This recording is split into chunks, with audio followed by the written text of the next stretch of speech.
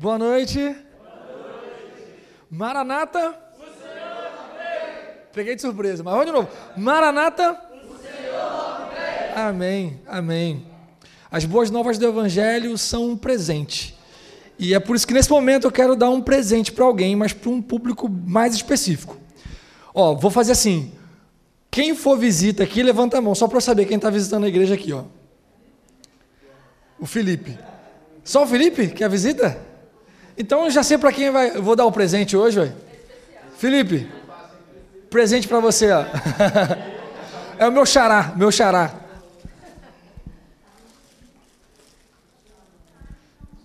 Aí, Felipe. Esse aqui é a visita que está todo dia aí, ó. Seu presente, fotinha.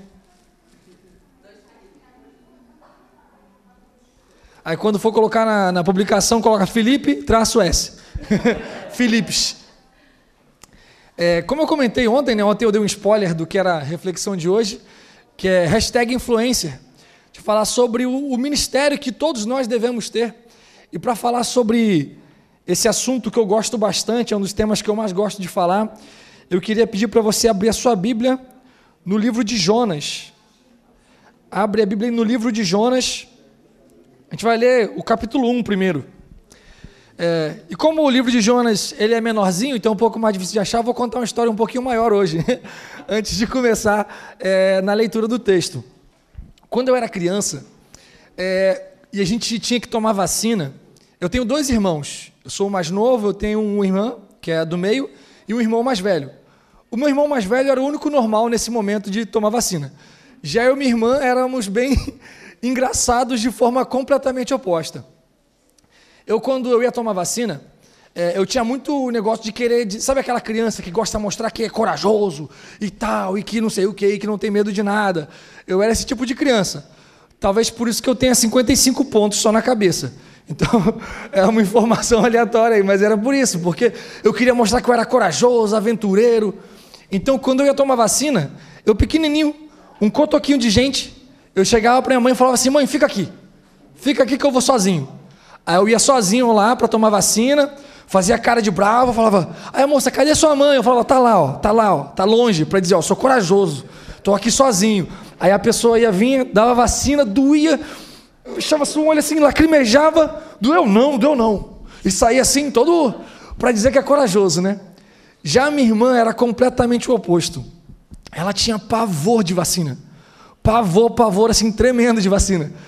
E quando a gente ia para o hospital, né, para tomar vacina, virava um pique-pega, porque minha irmã começava a correr, e a gente tinha que fazer uma estratégia, porque ela era rápida, e ficava rodeando o hospital para poder não ter para onde ela fugir, e conseguir segurar ela para poder ela tomar a vacina.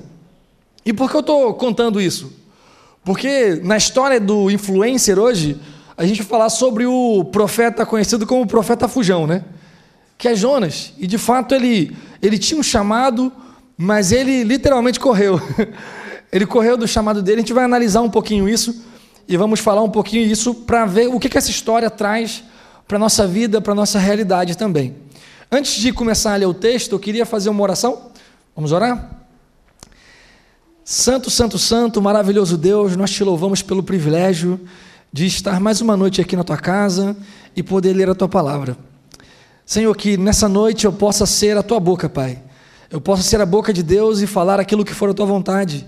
Que ao abrir a boca não eu fale, mas o Senhor fale através da tua palavra, e que a história de Jonas hoje possa tocar os nossos corações e que nós possamos entender o chamado de Deus para cada um de nós, como foi cantado, uma palavra a pregar. E a nossa esperança é que o Senhor volte. Precisamos pregar, Pai. Precisamos que mais pessoas conheçam a tua verdade para que o Senhor volte em breve. Fale conosco, é o que nós te clamamos por Jesus. Amém. Vamos ler primeiramente do verso 1, capítulo 1 de Jonas, verso 1 até o verso 3. Fala assim, ó: veio a palavra do Senhor a Jonas, filho de Amitai, dizendo: dispõe-te e vai à grande cidade de Nínive e clama contra ela, porque a sua malícia subiu até mim. Jonas se dispôs, mas para fugir da presença do Senhor, para Tarsis, e tendo descido a Jope, achou um navio que ia para Tarsis, pagou, pois, a sua viagem, a sua passagem, e embarcou nele para ir com eles para Tarsis, para longe da presença do Senhor. Esse texto, ele tem algumas coisas irônicas. O livro de Jonas, ele tem algumas ironias no meio dele. A gente vai perceber algumas delas. A primeira tem a ver com a ideia do nome de Jonas. Uma coisa importante para se entender, e tem até a ver com a minha oração inicial, quando a gente analisa na Bíblia o conceito de profeta, o profeta nada mais é do que boca de Deus. Por que boca de Deus? Porque ele fala o que Deus pede. As pessoas não ouvem Deus, então o profeta fala por ele, Deus fala ao profeta, e o profeta fala o que Deus disse. Ele diz, ele é o porta-voz de Deus. E um exemplo disso é quando Moisés é chamado, a gente está até estudando essas coisas na lição, né? Moisés é chamado para poder falar para o povo de Israel, e Moisés fala assim, olha, mas eu não sou bom, eu sou pesado de língua, eu não sei falar muito bem.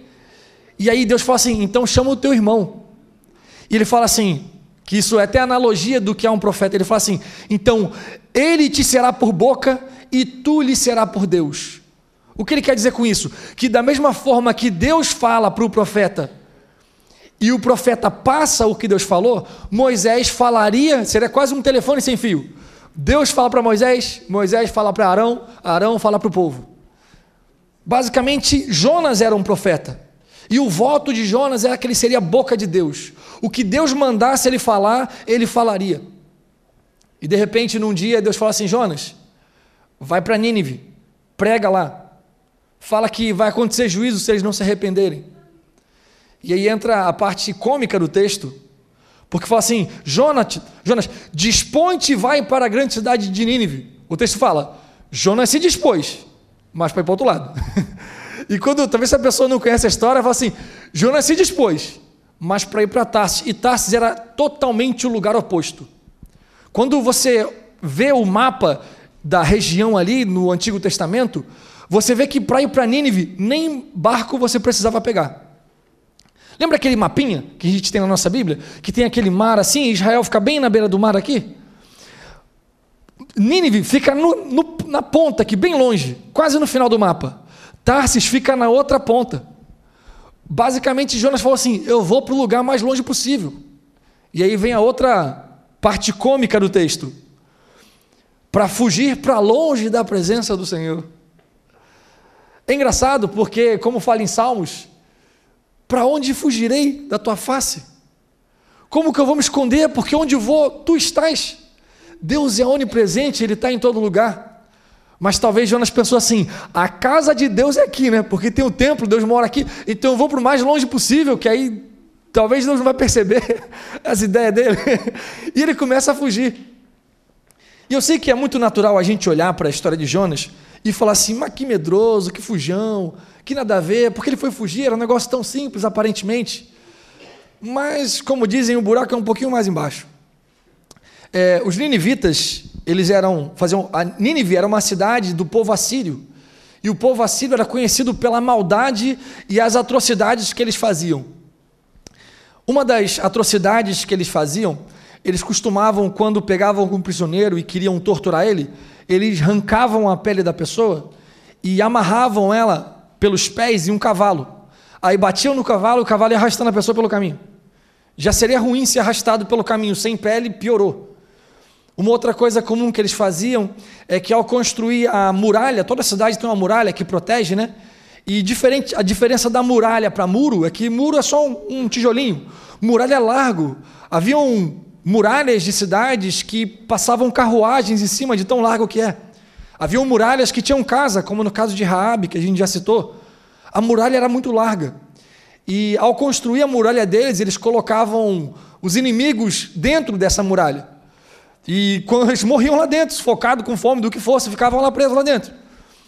E muito disso era para justamente causar medo nos inimigos.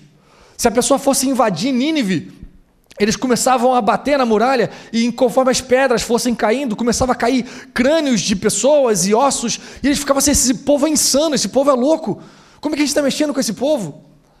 E talvez uma das coisas mais bizarras que eles faziam era o empalamento. O que seria empalamento? Diferente de empalhar, de animal empalhado, empalamento, é até comum a história real de quem é o Conde Drácula, que é de onde surgiu a lenda, né? Ele fazia muito isso. Empalamento, basicamente, é a pessoa pegar o inimigo e colocar, e geralmente eles faziam isso com várias pessoas, tá? Vocês vão entender o porquê. Eles colocavam uma estaca no chão e colocavam a pessoa viva sentada na estaca, é isso que você entendeu. E a gravidade puxa. Então aquela estaca começa a atravessar a pessoa, e fura o intestino, fura os órgãos, sai pela boca, sai pela cabeça. Então ela fica ali agonizando até aquilo atravessar o corpo dela. Agora, quando a gente sabe disso, é um pouco mais plausível a fuga de Jonas, né? Porque de fato ele podia morrer de uma forma bizarramente torturante. E ele fala: não, eu não quero isso para mim. Tem outros motivos do porquê ele foge, mas um deles é medo. A gente vai falar mais sobre os outros na história, a gente vai perceber isso. Jonas, ele foge. É até engraçado, uma outra coisa cômica do texto de Jonas, é porque o nome de Jonas significa pomba. E é até interessante com a história por dois motivos. Primeiro, porque naquele contexto, lembra do pombo-correio? Era muito comum haver pombos-correio, onde o pombo, você colocava uma mensagem para ele e ele levava para longe aquela mensagem através de um correio. Jonas, ele é o primeiro profeta que vai pregar em terras estrangeiras. Todo profeta pegava em Israel ou em Judá, mas Jonas, ele vai como um pombo-correio, atravessando as cidades, vários países, para poder levar uma mensagem longe, para um povo estranho, um povo estrangeiro. E aí o detalhe do nome dele, mas tem um outro detalhe engraçado do nome dele, porque culturalmente, quando alguém queria chamar alguém de tolo, naquela época, chamava ele de pombo. Sabe igual na nossa cultura? Fala assim: esse rapaz é um burro, que usa o burro para dizer que a pessoa é tola. Não, esse é um pombo. Era o termo que se utilizava para falar que a pessoa era tola. E também isso combina muito com Jonas, vamos ser sinceros. E basicamente, Jonas, ele foge. Ele foge do chamado. Mesmo tendo feito uma promessa de testemunhar, de ser boca de Deus, ele foge do chamado dele. Primeiro motivo, por medo. Como eu comentei, a ideia dessa reflexão de hoje é falarmos sobre sermos influencers. E o que é um influencer? O influencer é alguém que ele influencia outras pessoas, através da rede social. E, sejamos bem sinceros, quantos influencers bem fúteis que tem. Às vezes a influência dele é só fazer uma dancinha. Às vezes a influência é só mostrar o negócio que comprou diferente. Às vezes a influência... Tem muitos relevantes, mas tem muitos irrelevantes. Tantas pessoas influenciando para coisas fúteis e irrelevantes. E nós, como cristãos, que deveríamos ser os pregadores da verdade, das boas novas, muitas vezes, como Jonas, fugimos. Talvez por medo. Medo de zombarem, medo do que vão falar, medo do que vão pensar, medo de como vão reagir. Muitas vezes, como Jonas, nós fugimos do privilégio que é proclamar a palavra de Deus, como a música Maranata canta. E existe um filósofo moderno que ele fala assim: grandes poderes requer grandes responsabilidades. Tio Ben. Basicamente é isso. E é engraçado, porque essa frase é bíblica de alguma forma, porque eu falo, quanto mais lhe é dado, mais lhe será cobrado. Esse texto é bíblico. E a frase do tio Ben é mais sábia do que se imagina. Grandes poderes requer grandes responsabilidades. Conhecer a verdade é um privilégio, mas também é uma responsabilidade. Tem pessoas perecendo de formas diferentes porque não conhecem a verdade que eu e você conhecemos. De fato, precisamos proclamar essa mensagem. E a gente conhece a história. Jonas foge, e como ela é grande, a gente vai passar em toda ela para poder não ficar lendo tudo, vai ficar meio longo, então algumas eu vou citar. Jonas, ele começa a fugir, ele entra no barco e segue em direção a Tarse. E quando ele chega no caminho ali, no meio do caminho, começa uma tempestade. E a tempestade joga o barco, e o texto ele dá detalhes a ponto de dizer que parecia que o barco ia se despedaçar. Imagine uma tempestade tão forte que parece que o barco vai se despedaçar, vai virar pó. Imagine o tamanho das ondas. Estamos falando muito de tempestade, né? Já, segundo sermão de tempestade. E Jonas está dormindo no barco. Está apagadão lá dormindo. E o povo desesperado, e eles começam: meu Deus, a gente vai morrer, que a gente vai morrer, e tal. E todo mundo clama o seu Deus, e clama o seu Deus. E aí ele vê Jonas dormindo e fala assim: meu amigo, você está dormindo? Está todo mundo morrendo aqui, você está dormindo? Como você consegue dormir em meio à tempestade? Outra ironia do texto, porque a realidade desse momento é basicamente o que Jonas faz. A vida de Jonas, a atitude de Jonas é simbolizada nesse simples momento. Quando Jonas começa a fugir de Deus, Deus faz algo muito cinematográfico, mas acho que é mais em novela, eu acho. Sabe quando numa produção audiovisual tem um amigo ou uma pessoa, uma amiga, que está completamente fora de si, a pessoa fala no ouve, e aí a amiga dá um tapa e fala assim, pá, acorda! Ei, volta para si, você está perdido, você não está tendo sentido a sua atitude, a sua fala. A tempestade que Deus envia como se fosse uma sacudida em Jonas para falar, ei, acorda. Aí que vem a analogia, acorda, tem pessoas morrendo por sua causa. Afinal de contas, aquela tempestade era por causa de Jonas. Se ele não faz nada, aquelas pessoas poderiam morrer talvez. E era uma analogia para Jonas entender, olha, porque você está fugindo de Deus, o povo ninivita vai perecer. Porque eles não têm chance de arrependimento, afinal de contas, nem sabem que estão em pecado ainda. Jonas estava não só dormindo no barco, ele estava dormindo espiritualmente. Quantos de nós não estamos dormindo espiritualmente e deixando nossos vizinhos, nossos parentes, nossos amigos perecerem em meio ao pecado? Há diante deles salvação, graça, vida eterna, mas nós estamos parados, sentados ali sem fazer nada, sem falar dessa verdade para eles. Talvez como Jonas, por causa de medo. Jonas acorda, e quando ele acorda, eles falam, vamos tirar sorte para ver de quem é a culpa. E todo mundo começa a clamar ao seu Deus, e o tira-sorte, nesse caso, às vezes eles faziam com pedrinhas, mas o caso daqui dá mais a entender que tinham duas formas, tinham um com pedras e tinham uns com palitinho. Um com palitinho é igual aquele que a gente faz até hoje, né? De o que pega o palito menor é o culpado. E apesar de ser um negócio puramente de acaso, como a intenção de Deus era chamar a atenção de Jonas, ele move o acaso para cair sobre Jonas. Tiram, quem saiu como culpado? Jonas. E aí eles perguntam para Jonas, Jonas, e aí, o que aconteceu?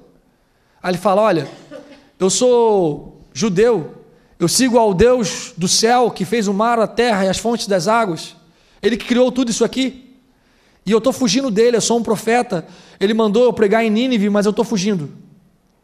E eles começam a ficar desesperados. Você é louco, o que você está fazendo isso com a gente vai perecer por causa de você, o que a gente tem que fazer? E eu quero ler com vocês a resposta de Jonas, porque é importante para a história. O verso 12, olha o que ele fala no verso 12, respondeu-lhes, é Jonas falando, tomai-me e lançai-me ao mar, e o mar se aquietará, porque eu sei que por minha causa vos sobreveio essa grande tempestade. Entretanto, os homens remavam, esforçando-se por alcançar terra, mas não podiam, porquanto o mar ia se tornando cada vez mais tempestuoso contra eles. Então clamaram ao Senhor e disseram, Senhor, rogamos-te que não pereçamos por causa da vida deste homem, e não façais cair sobre nós este sangue, quanto a nós inocentes, porque tu, Senhor, fizeste como te aprouve. E levantaram a Jonas e o lançaram no mar, e cessou o mar a sua fúria. Olha o verso 16, temeram, pois, estes homens em extremo ao Senhor, e ofereceram sacrifícios ao Senhor, e fizeram votos. Alguns pontos aqui. O primeiro deles é que quando Jonas fala, olha, me joguem ao mar, e vai cessar tudo. É um pedido tão absurdo, mas tão absurdo, que claramente eles ignoram. Se você for reparar, depois que ele fala para jogar, fala assim, entretanto, os homens remavam, é tipo assim, ignorou total o pedido dele, porque é um absurdo. Se está quase despedaçando o barco, uma pessoa no meio da água, vai acontecer o que com ela? Ela vai morrer afogada. Então, quando eles começam a remar, e não adianta de nada, eles começam a ver, gente, realmente não tem opção. Aí eles falam, Senhor, tenha compaixão de nós, não nos deixe perecer por causa dele. E eu digo mais, a gente vai ter que jogar ele aqui, né? Ele está falando que é o que a gente tem que fazer? Vamos jogar ele no mar, mas que o sangue dele não pese sobre nós. E eles fazem isso. Outro ponto interessante, pensa comigo, imagine que você é Jonas, e você está fugindo de Deus, E Deus manda uma tempestade para poder chamar sua atenção e falar: filho, volta. Eu quero que você pregue para aquele povo, para que eles possam ter oportunidade de arrependimento. E aí essa tempestade, você pode perecer, as pessoas podem perecer, e te perguntam: meu irmão, minha irmã, o que a gente tem que fazer então para que Deus pare com a tempestade? Dentre as possibilidades do que você pensaria, qual número seria me joga no mar? Seria nenhuma, ou a última. Por quê? Você vai morrer. Não é muito mais simples falar: gente, fala o seguinte, volta o barco, porque já que ele quer que eu vá para Nínive, volta o barco. Volta o barco, porque eu vou lá e prego e a tempestade vai parar. É só fazer a volta. Não é simples, não é óbvio. Se é porque eu estou fugindo, volta o barco que a tempestade vai parar. Por que Jonas pede para lançar ele no mar? Isso vai ficar mais claro no decorrer da história, mas basicamente Jonas preferia morrer ali do que pregar para os ninivitas.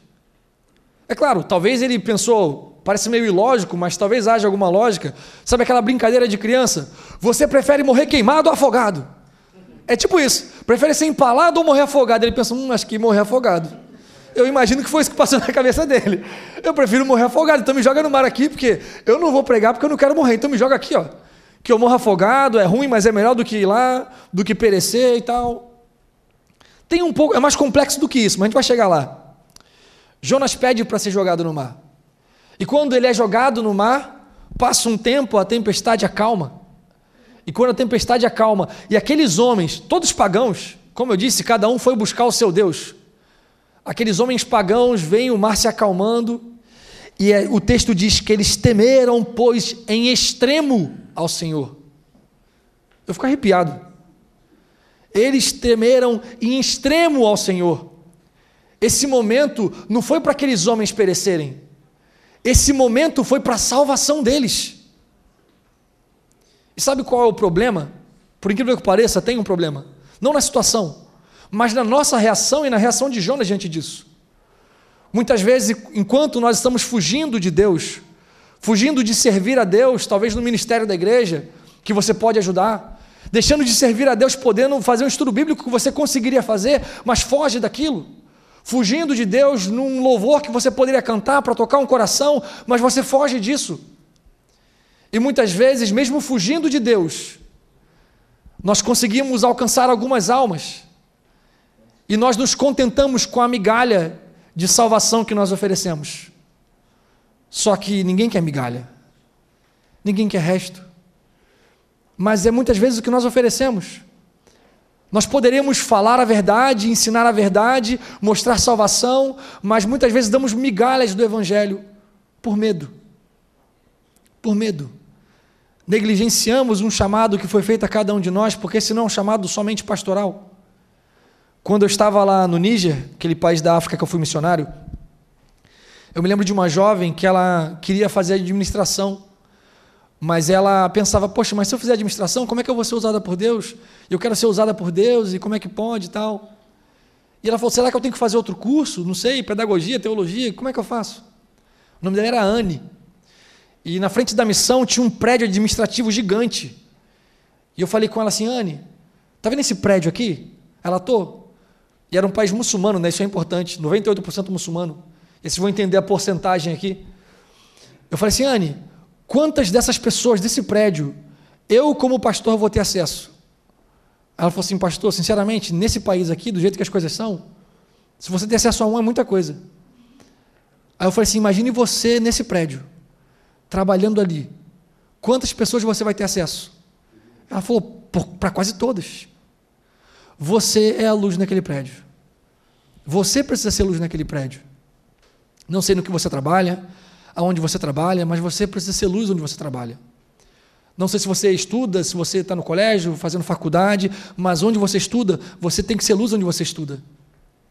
Nós somos chamados a ser luz, a ser sal, trazer sabor, iluminar o caminho, para que as pessoas achem o caminho da salvação, para que elas achem quão maravilhosa e saborosa é a salvação que Deus nos concede, a graça que Ele nos concede.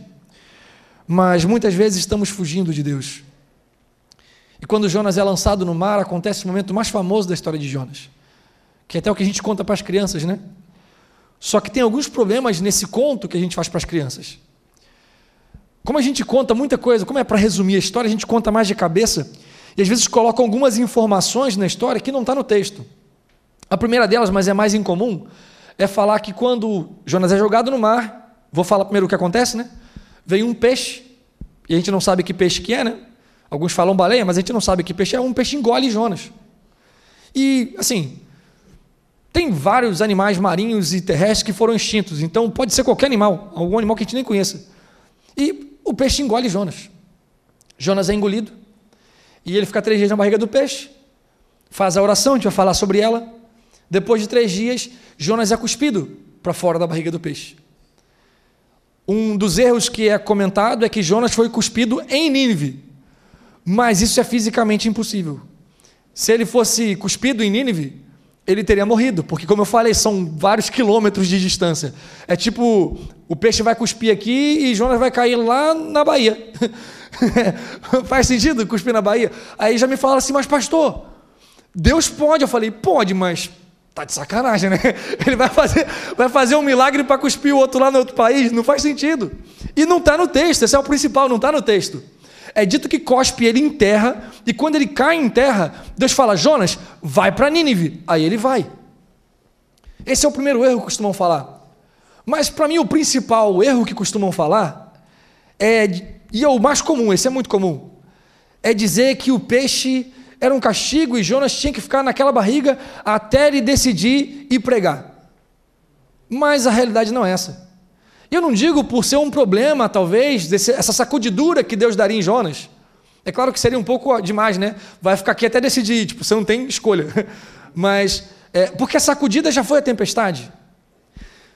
Mas para poder não ficar na minha opinião, vamos ler o texto, pode ser? A gente vai ler o capítulo 2, ele é um pouco longo, mas a gente vai lendo juntinhos, e no final a gente vai dizer, você vai dizer, vai perceber no texto, o que foi o peixe para Jonas. 2 coisas importantes. Primeiro, é poesia. Poesia tem simbologia? Tem simbologia na poesia.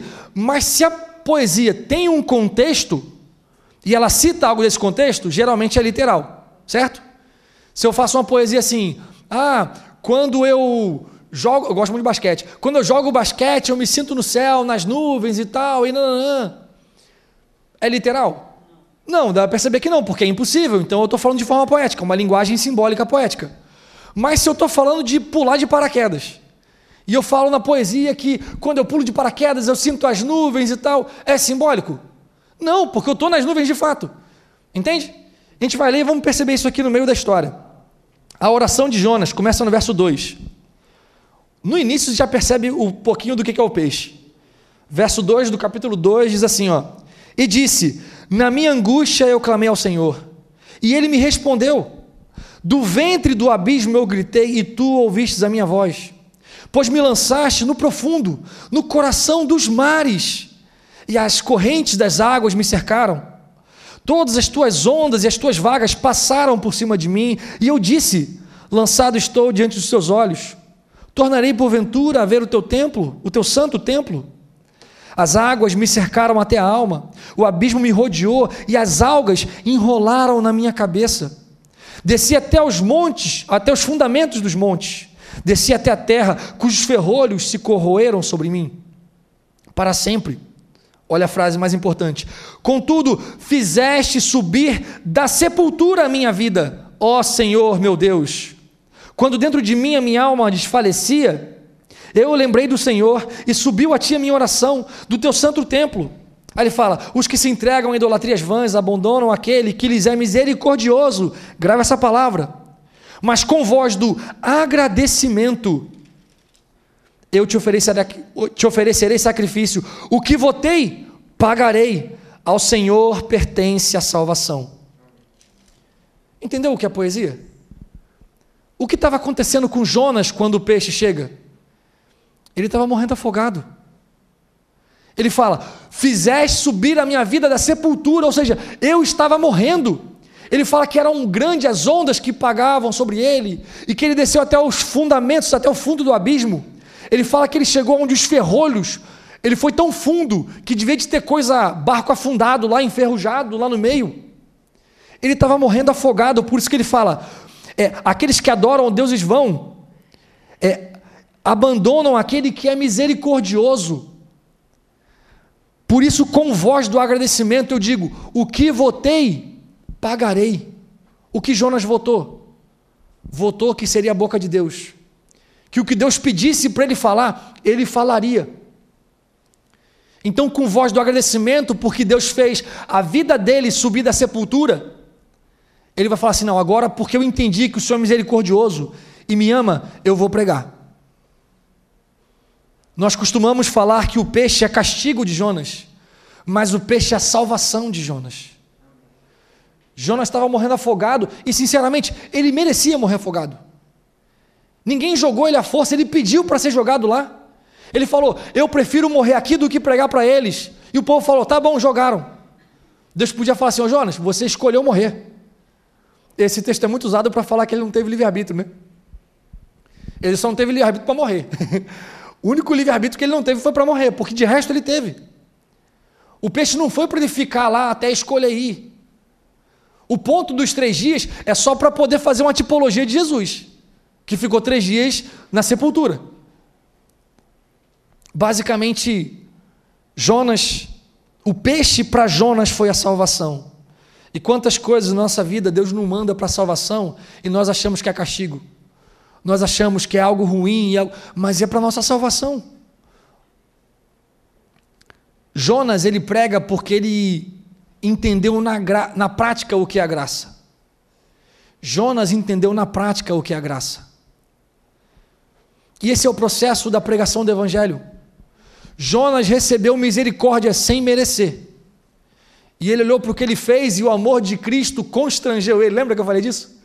O amor de Cristo constrangeu ele. Ele falou: peraí, mas eu estou fugindo de Deus, eu pedi a morte porque eu não queria pregar e ainda assim Deus me salvou.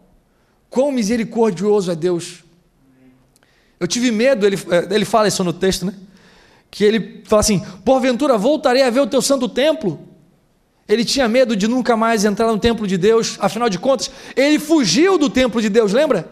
Que ele queria fugir da presença de Deus, e na lógica dele Deus habita no templo, eu vou para longe disso. E ele começa a lamentar: Senhor, eu não quero mais fugir de ti, eu quero estar no seu templo. Será que algum dia eu vou ter esse privilégio de novo, de estar no seu templo? Deus envia o peixe para salvar Jonas e, por agradecimento, ele começa a pregar. Ele vai pregar. Esse é o processo que acontece na vida de cada um de nós. Por que nós pregamos? Porque pregação é um ato de amor. E eu amo porque Cristo me amou primeiro.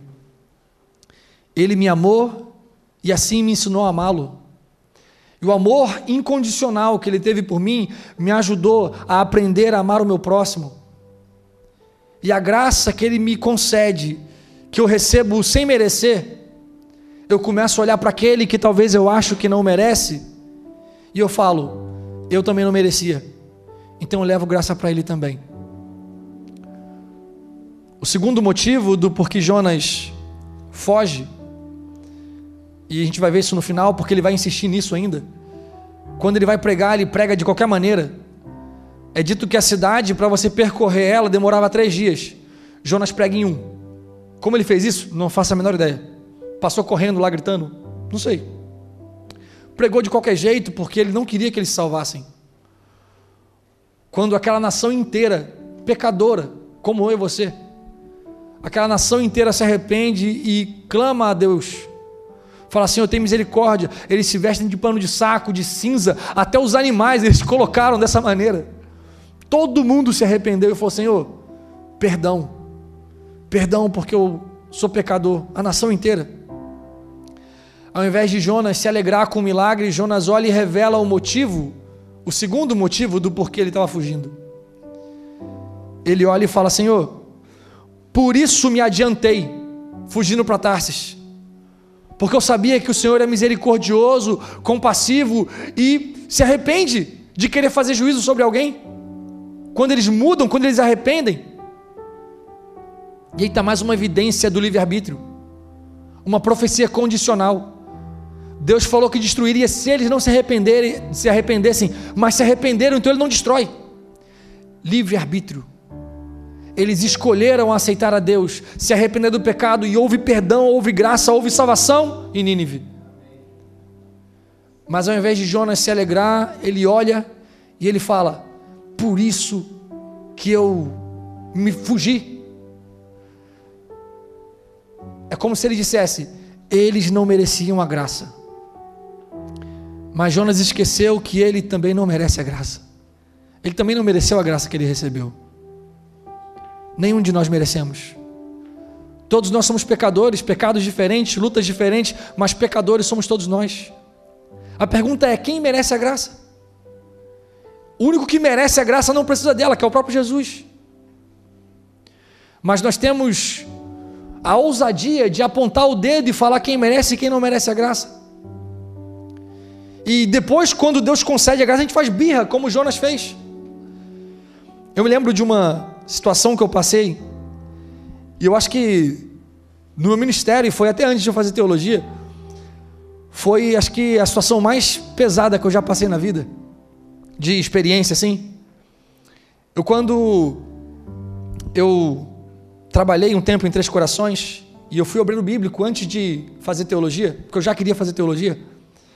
Eu dava estudo para todo tipo de pessoa, e havia um jovem chamado Pedro, e Pedro, ele era da Umbanda, e ele mexia com algumas coisas mais pesadas assim, ele se travestia durante a noite, e eu comecei a estudar a Bíblia com ele, e ele era muito curioso, estudava, aprendia, ele entendia muita coisa, e eu me lembro que quando eu estava a Bíblia com ele aprendendo, e ele foi a primeira pessoa que eu dava estudo a virar e falar assim: Pastor Felipe, e o que eu me chamava de, eu nem era pastor, mas me chamava Pastor Felipe, e o que eu tenho que fazer para poder me batizar?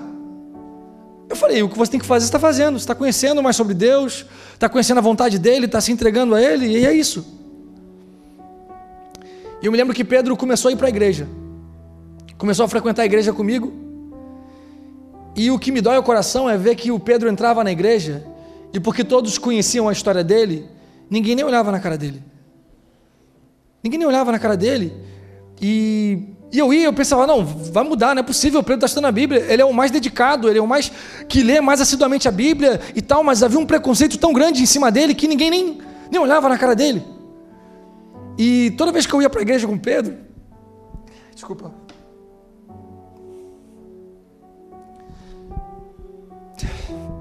toda vez que eu ia para a igreja com Pedro, eu sentia a rejeição que ele recebia. E passou um tempo, Pedro estava terminando os estudos, obrigado, e ele estava para se batizar, estava terminando já, a gente ia fazer um evangelismo ali, e quando estávamos para fazer o evangelismo, eu cheguei, o primeiro tema da comissão era: quando seria o batismo do Pedro? E eu falei: olha, a minha dica, já que ele está pronto, já terminou tudo e tal, o meu conselho é fazer no início da semana. Ele já largou tudo que ele tinha que largar, ele já está vivendo conforme a vontade de Deus, está estudando, está tudo certinho. Então, no início, ou talvez na metade da semana, para incentivar o pessoal a se batizar também. E eu me lembro que depois de falar isso, uma irmã da igreja levantou a mão e falou assim: tá, mas quem garante que o Pedro se converteu? Quem garante que de fato ele aceitou a Jesus? E eu era um pouco novo na fé, e eu fiquei eu não acreditei no que eu estava ouvindo. Eu falei: mas como assim?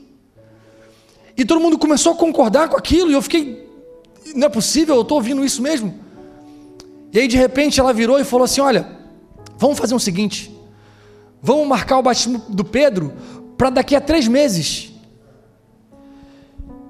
E eu lembro que quando eu saí daquela comissão, eu saí chorando desesperadamente, sem entender o que tinha acontecido ali, porque era muito claro que Pedro não se batizaria, porque ninguém olhava na cara dele, ele ficava em 3 meses onde ninguém olha na cara dele. Como que ele vai decidir tomar alguma decisão? E basicamente, aquele grupo que se dizia cristão, teve a ousadia de olhar para ele e falar assim: será que ele merece a graça? Mas o ponto é: quem merece a graça? Nenhum deles merecem a graça, eu não mereço a graça. Graça não é por merecimento. Graça é um dom concedido para cada um de nós. É um dom de Deus. Quem somos nós para dizer quem merece o Evangelho e quem não merece? Quem somos nós para dizer se houve mudança ou se não houve? A pessoa no coração dela, ela sentiu que houve, ela mudou, e o Pedro mudou, eu conheço ele. Ele largou tudo, ele estava lá fiel, buscava a Deus, e ele era o mais fiel a estudar a Bíblia. De todo mundo que eu estudava, ele o que mais conhecia a Bíblia, de todo mundo que eu estudava. Era o estudioso da Bíblia mais exemplar que eu tinha. Mas por causa do olhar de julgamentos de alguns, Pedro não tomou a decisão de batismo. Passou o tempo e ele realmente não se batizou porque ninguém apoiava ele. O ponto é, Deus chamou cada um de nós para proclamar, para levar o Evangelho para todo mundo, para que o Santo Espírito, o Espírito Santo, entre, habite na pessoa e transforme ela, e ela vai se transformar e vai ser alguém melhor, vai ser perfeita. Não porque nenhum de nós somos, mas o processo de santificação essa pessoa vai viver. Essa pessoa vai ser transformada pelo Espírito e ele vai movê-la. Como fala em João capítulo 3, o Espírito Santo é como o vento, até um trocadilho. Ele vai para onde quer, ele move para onde quer e ninguém sabe para onde ele vai. É assim o Espírito movendo os corações. E como é dito no meu texto preferido da Bíblia, e eu vou citar ele de cabeça, Romanos capítulo 10 fala assim, depois de falar sobre gregos e judeus, ele fala, não importa se é grego ou se é judeu, todo aquele que invocar o nome do Senhor será salvo, amém? Amém. Todo aquele que invocar o nome do Senhor será salvo. E por que eu gosto desse texto? Porque ele não fala só de aceitar Jesus, porque aceitar é meio vago. O que significa aceitar Jesus? Mas ele fala invocar. Quando você invoca a Jesus, ele vai habitar com você, o Espírito Santo vai habitar no seu coração, e se você chama ele para a sua vida, Deus ele entra no seu coração, ele faz a reforma da maneira que ele achar que deve fazer. Ele vai mudar o seu coração, ele vai te transformar, e você vai viver a vida de santificação, como todos nós estamos vivendo. Só que o texto não para por aí. Ele diz que todo aquele que invocar o nome do Senhor será salvo, mas ele fala, como invocarão se não creram? E como crerão se nada ouviram? E como ouvirão se não há quem fale? E como falarão se não forem enviados? Como está escrito lá em Isaías, quão formosos são os pés do que anunciam boas novas. Eu me lembro que nesse período, eu estava até lembrando esses dias, eu não tinha carro, e a cidade de Três Corações, não sei quantos conhecem, ela tem muita montanha, né, porque é Minas, e eu dava estudo, como eu era obreiro bíblico numa campanha de comportagem, e eu andava, porque assim, eram os comportores que conseguiam estudo para mim. Então, como cada comportor está em um bairro, eu tinha estudo em todos os bairros da cidade. E eu andava tudo a pé. E eu andava muito. E começou a dar bolha no meu pé. Começou a dar bolha no meu pé, e eu lembro que eu estava lendo Isaías e eu li esse texto, quão formosos são os pés do que anunciam boas novas. E eu olhei para o meu pé e eu falei, Senhor, não tem nada de formoso aqui. Está tudo machucado. E aí naquele dia eu entendi o que ele queria dizer com quão formosos são os pés do que anunciam boas novas. Não é beleza estética.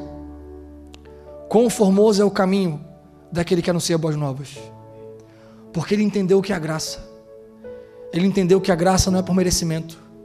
Ele deixou o medo de lado. Ele deixou a vergonha de lado. Ele deixou o conforto de lado para poder ir levar salvação àquele que precisa. Nós muitas vezes nós recebemos a graça de graça. E ao invés de proclamar a quem amamos, nós sentamos no nosso sofá e batemos no peito e falamos, eu conheço a verdade, eu sou povo de Deus. É verdade. Como fala em Pedro, eu sou nação santa, sacerdócio real, povo de propriedade exclusiva de Deus. Amém, é isso mesmo. Mas o texto continua, para proclamar. Nós somos tudo isso, mas não para bater no peito, não para se orgulhar, para levar essa mesma graça para outras pessoas.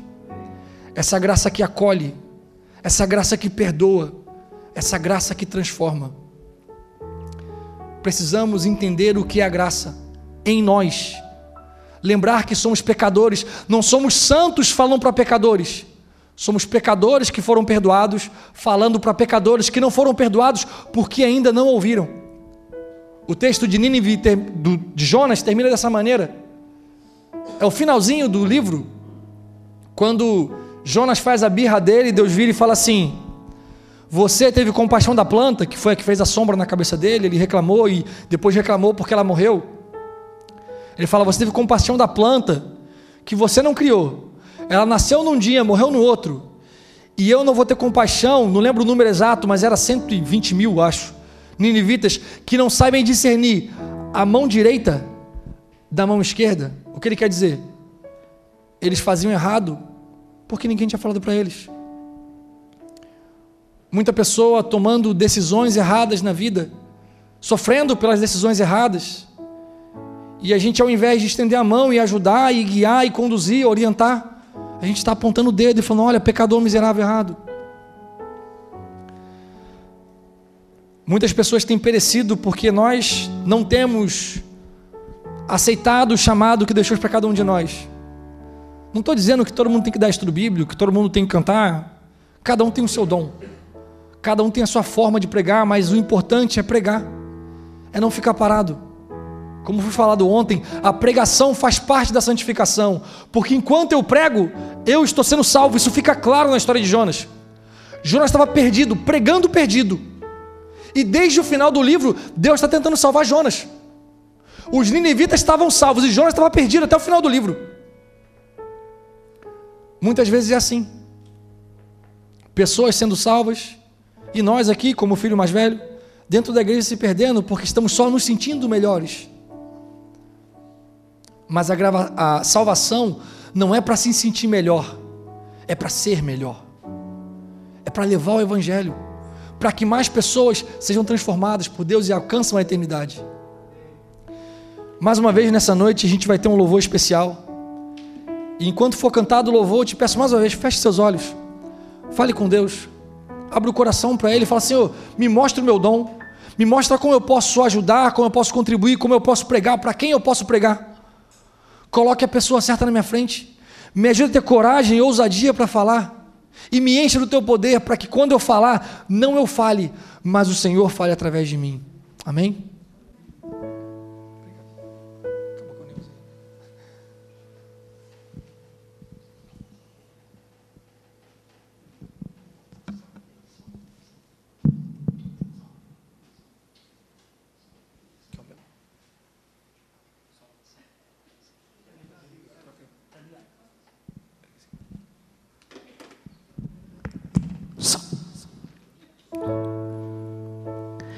Perto quero estar,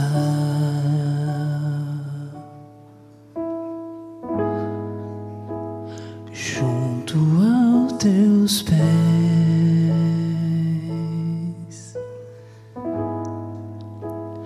pois prazer maior não há que me render em te adorar.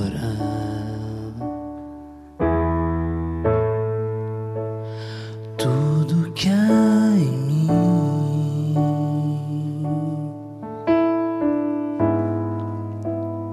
quero te ofertar,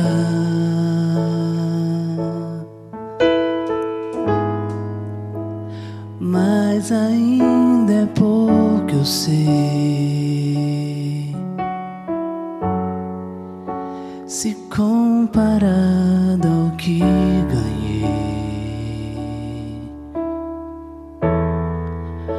Não sou apenas servo, teu amigo me tornei.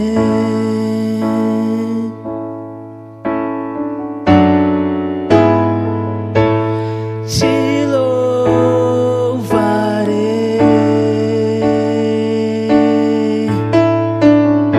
não importam as circunstâncias, te adorarei.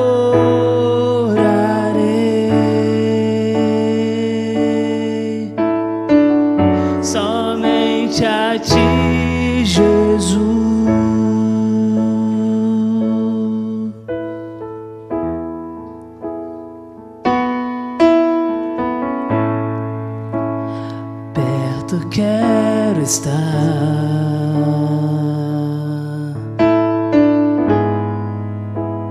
junto aos seus pés,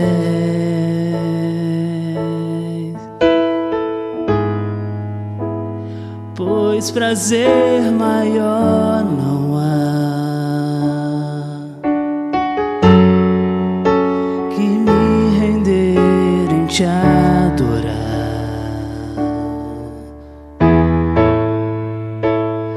Tudo que há em mim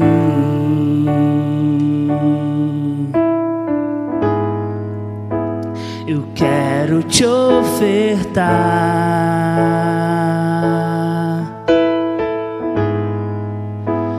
mas ainda é pouco eu sei, se comparado ao que ganhei.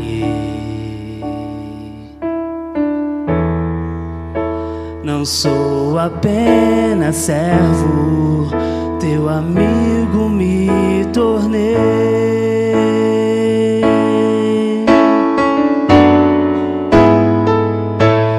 Te louvarei,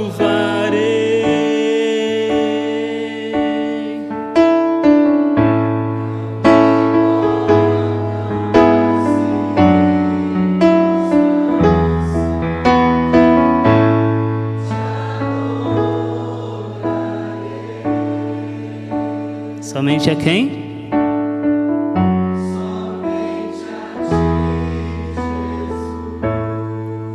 Te louvarei,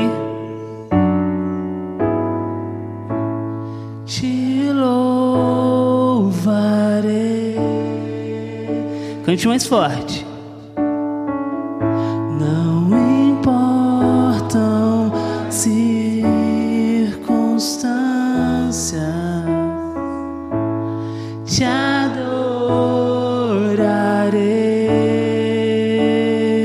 Somente o nosso Criador, somente a ti, Jesus.